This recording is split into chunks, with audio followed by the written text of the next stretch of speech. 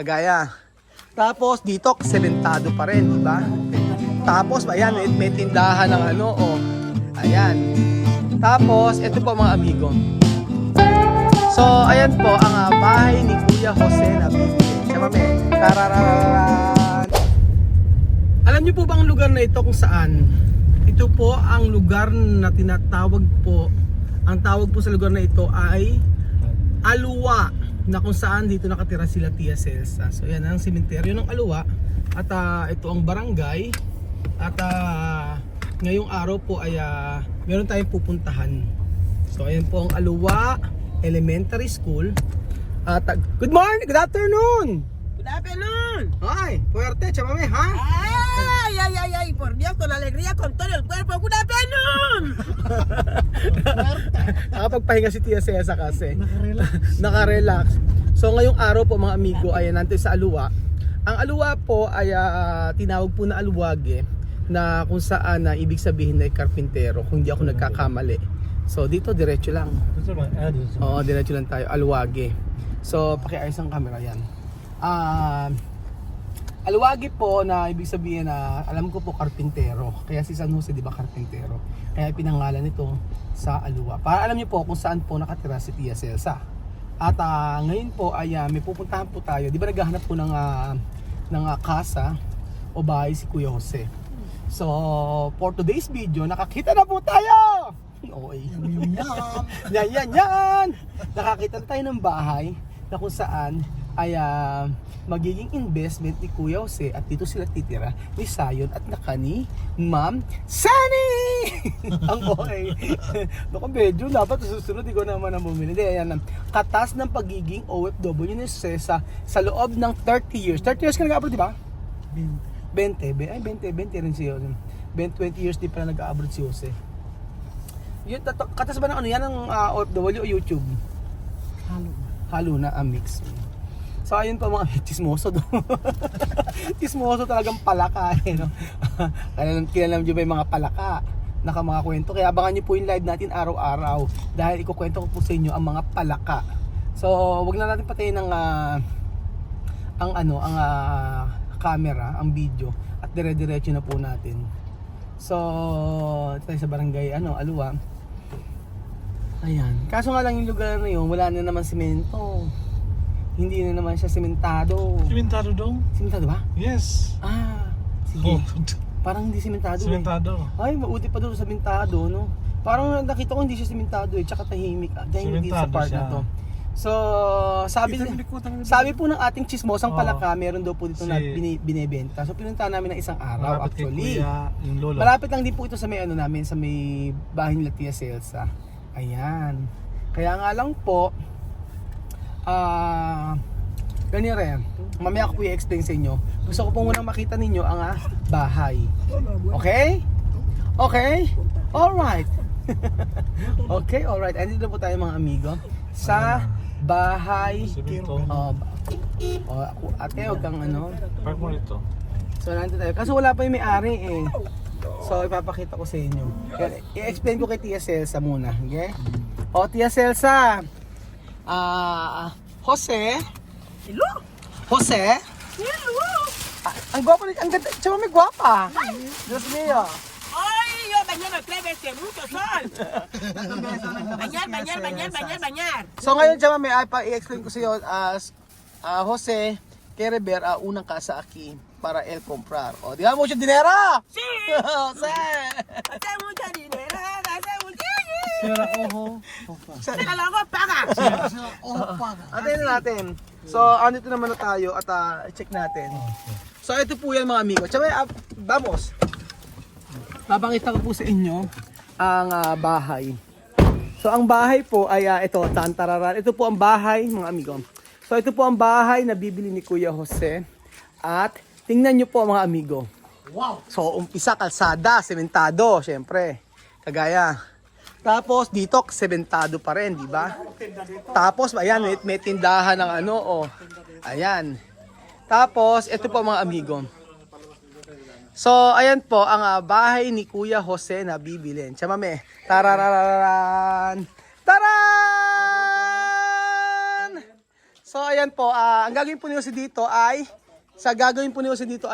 magtatayo daw po siya ng kulambong dito at saka dito siya magpapa. Ano yun? Tong eats ba o Basong. Lahat. Dito po. Kasi wala dito police. charot lang. Chameno, okay ba? Barbecue para montar avión, para llevar mi país. O Chameno, vamos a ver dentro ha. Ayun o, for sale siya.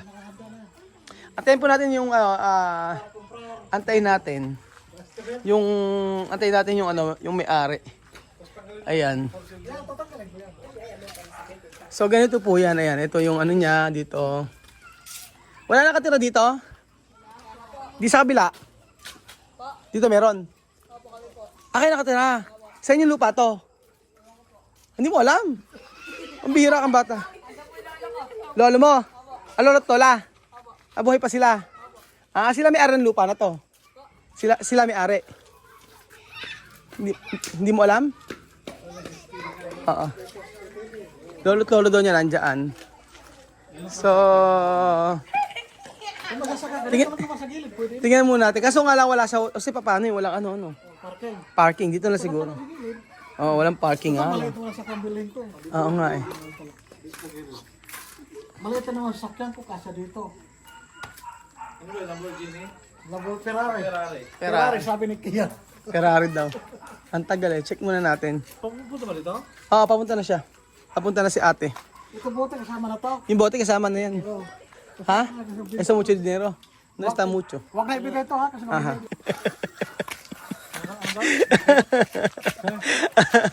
Tan. pwede pa pa. Nakaready. Ayan, po pwede pala siya nakaano sa second floor. Nakaangot siya sa second floor, o di ba? Yun nga. Pero bakit kaya hindi to binabaha? Hindi yan binabaha. Pero yung likod nito, tumana ito. Oo. Dito binabaha, dito kami lalakad eh. Kaya lang ito, no? Ba't kaya nilagyan nila ng ano to? Tataka lang ako. Nilagyan nila ng ano. Alam mo, kasi dapat patanggal mo to, oh. Patanggal mo tong, hindi ko type yung ano eh, yung ito may babong na to.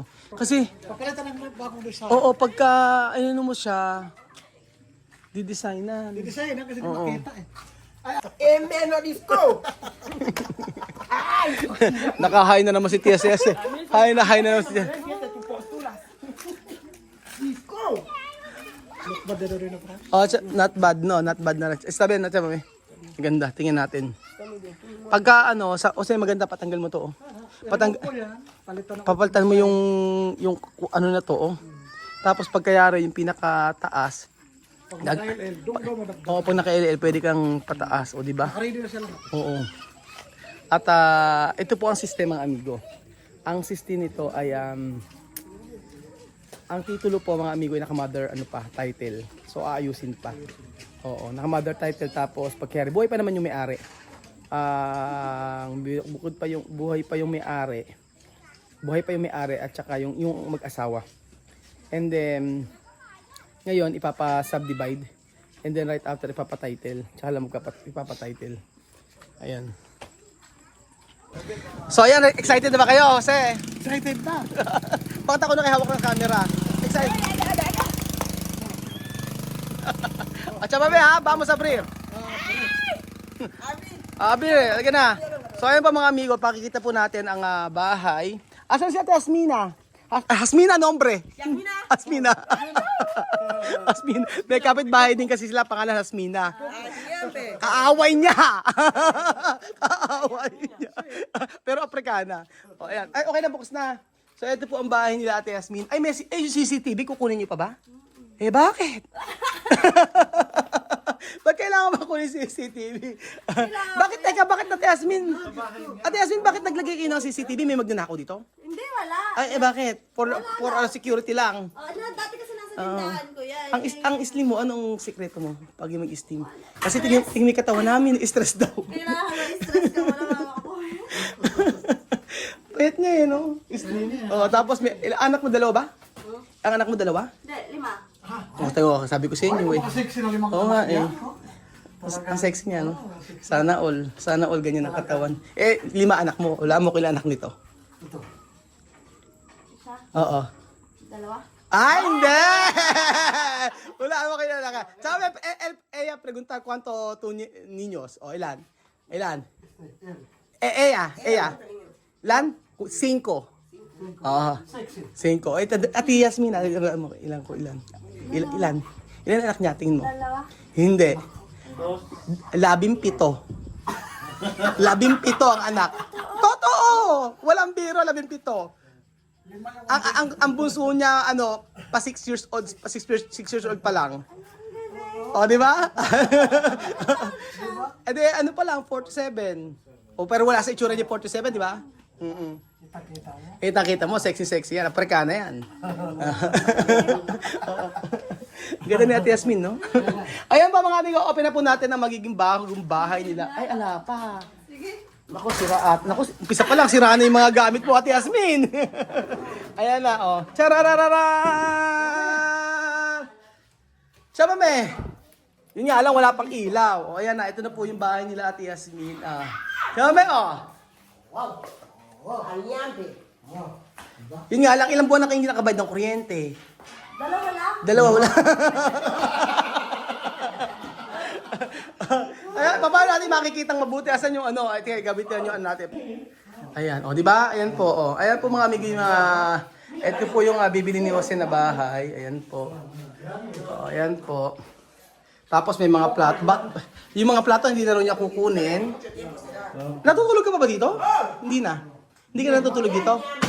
Hindi na. Ito yung ayan yung kwarto. Maganda ang kama. Ayan. Di ba, chamame? Ayan. Bien, chamame. Bien, chamame. Bien. Yan. Bien. Tapos, ito po mga amigo. Ate Yasmin, kukunin niyo pa ba yung kama? Ay, natural daw, natural. Walang hihigaan. Ate Yasmin. Ayan. Yung cabinet, syempre, na yun, hindi na. Nakapix na. Buti na lang na i-fix mo. Ang bihira. Baka ito. Ay, tatanggalin. Ito, tatanggalin mo pa to? Bakit yan? Tatanggalin. Hindi mo na magagamit to. Bakit? Kasi pagka, na to eh. Hindi naman nakapix yan.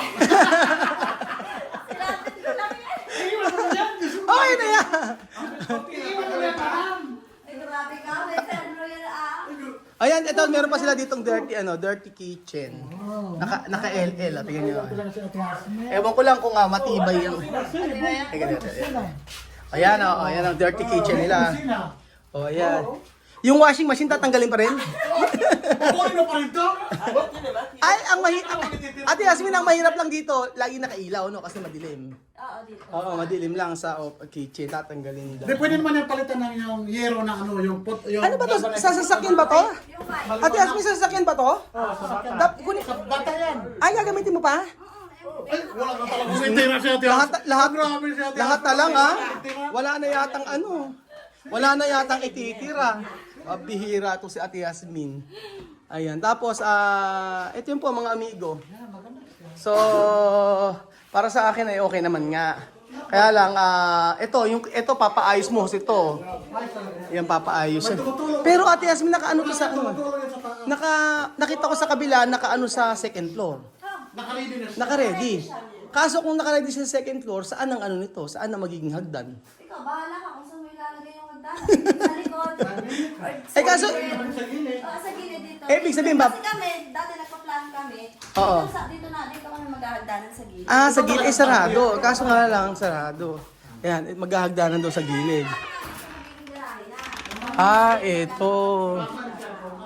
So, ayan siya. Dito na maghahagdan sa gilid kung sakali man.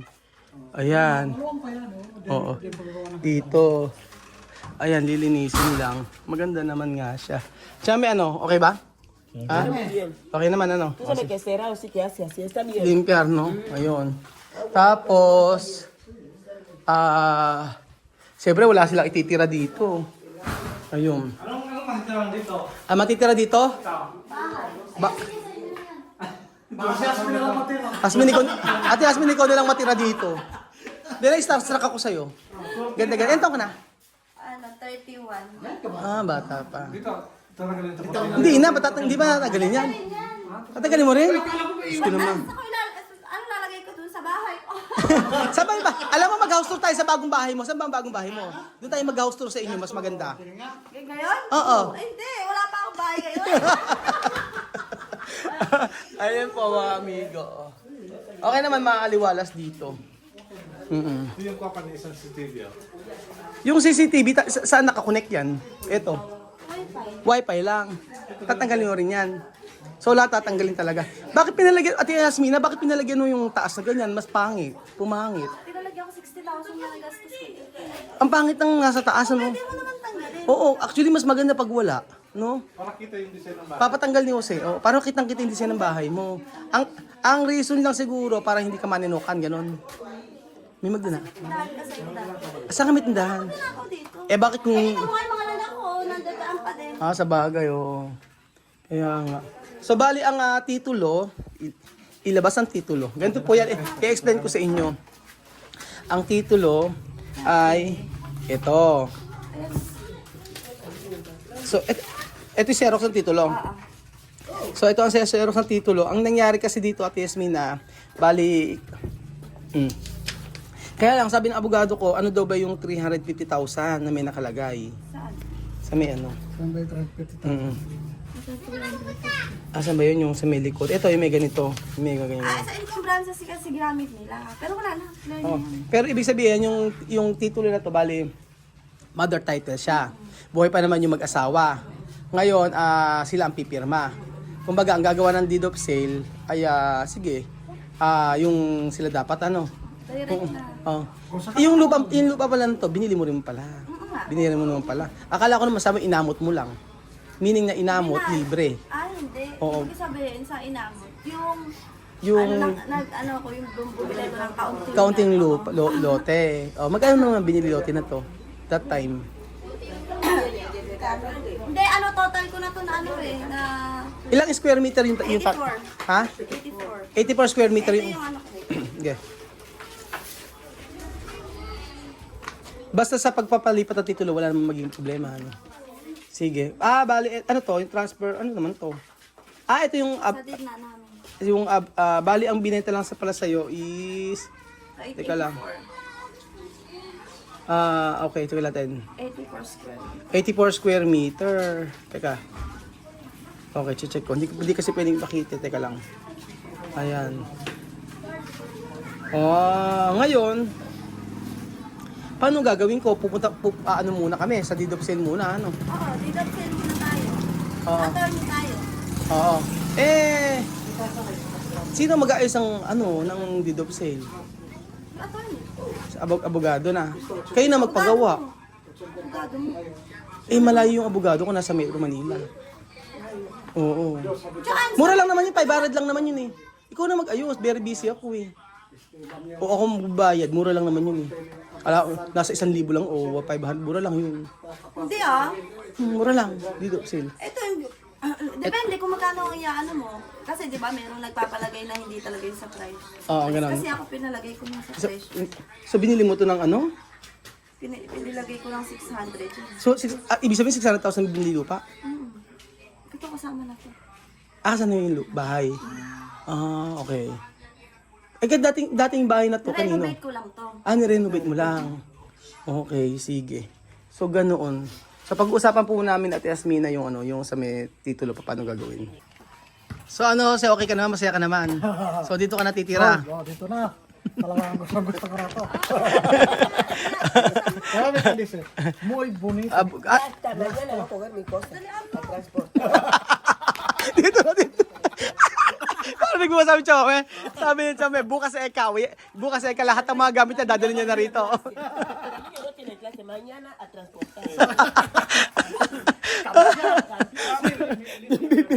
yung bibili ni Jose, si Chome na raw ang lilipat dito. Na-type pa ni Tia Cesa. So ayun pa mga amigo, maraming salamat po pa yung episode ito. At least nakakatuwa naman. At si Jose, ayan, happy. sa kanyang ano. Alam na yan ang ano. Bonito presyo. Ano? Bonito presyo. Oo, actually mura lang po mga amigo. Kayang-kaya, kahit si Kuya Belgian, kayang-kaya po. Mura lang ang binili. Kasi ano na sila, lilipat na kasi sila sa Korea, pupunta na silang Korea. So madalian po ibinebenta at buti na check po natin mga amigo. So ayun po mga amigo, salamat po sa pagdang ng video na ito. Meron nga dapat nga yung sinasabi ko kay Esmeralda, inaugurasyon. Ang meron nga yung buti nga hindi nabili ni Jose yung meron doon 1.8 yata yun. Basta ganoon. Ito walang ganoon, walang 1 in. Kaya po at least nakaano siya no. Kailangan ipalipat lang yung titulo, yun lang importante. Salamat po mga amigo at God bless po. So happy ako kay Jose dahil lahat ng kanyang pinaghihirapan ay napupunta sa maayos na nagagamit sa maayos. Oo, na bagay. Hindi nawawala. Ganun man dapat kung isang OFW ka, dapat ka mag-ipon, dapat ka magtipid kahit pa paano. Huwag kang magtipid sa pagkain. Magtipid din tayo sa huwag kang masyadong gumasa sa mga luho. So, lalo may mga bag o mga damit-damit. Yun. Pinaka-importante po yung investment po. Dahil in the future, ito po ay pwedeng ibenta rin ni Jose. At pagka na doble, o ganun, di ba? Jose ni Jose. Salamat po mga amigo at God bless.